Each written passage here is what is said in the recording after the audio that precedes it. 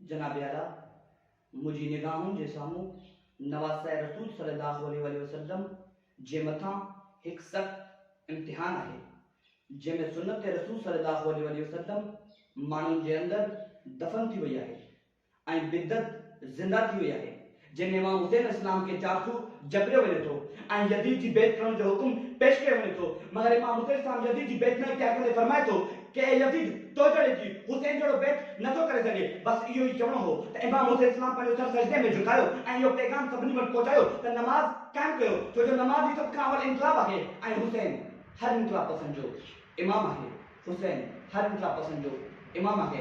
जी जनाब आला जरा मुझी नज़र यारी मुहर्रम जे ईद पई त आउं ॾिठो ज़ुल्म जी इंतिहा आख़िरी हदनि ते पहुची चुकी आहे, जंहिंमें ज़ैनब बिन्त फातिमा जी चादर यज़ीद जे लश्कर के मथनि तां लाहींदे तुरसां ऐं आले रसूल सल्लल्लाहु अलैहि वसल्लम जी बस्ती खे बारीदे खाक में मिलाईंदे तुरसां ऐं ज़ैनब बिन्त फातिमा जी साख खे अलशाम जी बादरनि में लुटाईंदे तुरसां। मगर पोइ बि ज़ैनब बिन्त फातिमा मज़ालिम सही ॾेखारे थी, पंहिंजी नाना जे दीन जी मुहाफ़िज़ बणिजी ॾेखारे थी।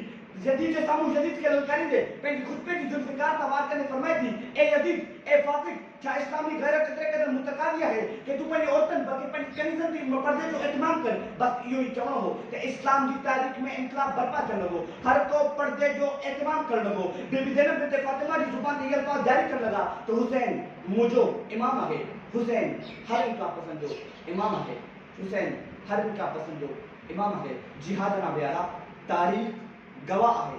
जरा तारिक बिन ज़ियाद पाण खां अदीम फौज खे शिकस्त ॾिनी ऐं अधु यूरोप फतह कयो त पंहिंजी ज़ुबान ते इहे अल्फ़ाज़ जारी कया त हुसैन मुंहिंजो इमाम आहे। जरा अर्तुगरुल गाज़ी सल्तनत उस्मानिया जी बुनियाद रखी त पंहिंजी ज़ुबान ते इहे अल्फ़ाज़ जारी कया त हुसैन असांजो इमाम आहे। जरा सुल्तान महमूद गज़नवी हिंदू मज़हब खे शिकस्त ॾिनी ऐं आलम इस्लाम जो परचम बुलंद कयो त हीअ सदा बुलंद थी त हुसैन असांजो इमाम आहे। कायदे मोहम्मद अली जिना रियासत पाकिस्तान ठाहे ॿुधायो त हुसैन मुंहिंजो बि इमाम आहे। कलंदर शहबाज़ जी आला मिसाल नज़्म ॿुधायो त हुसैन मुंहिंजो बि इमाम आहे। अलामा इक़बाल जी बेनियाज़ी दरवेशी ॿुधायो त हुसैन मुंहिंजो बि इमाम आहे। हुसैन हर इनक़लाब पसंद जो इमाम आहे। हुसैन हर इनक़लाब पसंद जो इमाम आहे। जी हाँ जनाब आला, हुसैन हर इनक़लाब पसंद जो इमाम आहे, छो जो हुसैन पंहिंजी जान सजदे में ॾेई हिकु अज़ीम इनक़लाब आंदो। हुसैन हर इनक़लाब पसंद जो इमाम आहे, छो जो हुसैन जंहिंजो नाना सरवरे काइनात आहे।